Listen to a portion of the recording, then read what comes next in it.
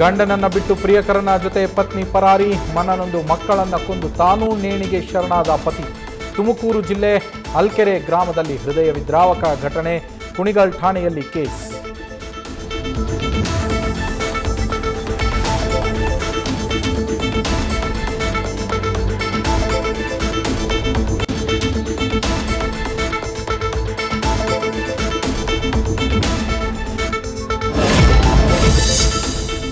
ಸದಾ ಗಿಜಿಗುಡುವ ಗಾಂಧಿನಗರದಲ್ಲಿ ಮರ ಬಿದ್ದು 2 ದಿನ, 3 ಗಂಟೆಯೊಳಗೆ ತೆರವು ಮಾಡ್ತೀವಿ ಎಂದಿದ್ದ ಜಿವಿಎ ಈವರೆಗೂ ತೆರವು ಮಾಡಿಲ್ಲ.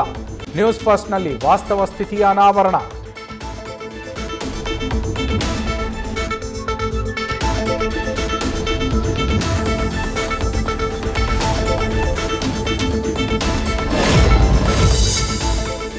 ರಸಗೊಬ್ಬರ ಖರೀದಿಸುವುದಕ್ಕೆ ರೈತರಿಗೆ ಎಫ್ಐಡಿ ಕಡ್ಡಾಯ. ದಿನವಿಡೀ ನಿಂತರೂ 10 ಮಂದಿಗಷ್ಟೇ ಗೊಬ್ಬರ ಸಿಗ್ತಾ ಇದೆ. ಕೂಡಲೇ ಎಫ್ಐಡಿ ಹಿಂಪಡಿಬೇಕು ಅಂತ ಆಗ್ರಹ. ಶಿಗ್ಗಾಂವಿಯಲ್ಲಿ ಅನ್ನದಾತರ ಪ್ರತಿಭಟನೆ.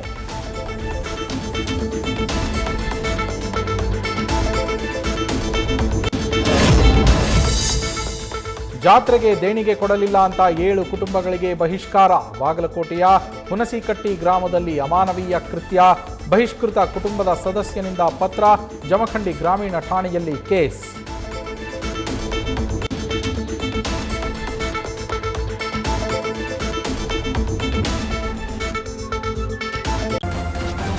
ನ್ಯೂಸ್ ಫಸ್ಟ್ ನಿರ್ಭೀತಿಯಿಂದ ನಿಮ್ಮ ಪರವಾಗಿ.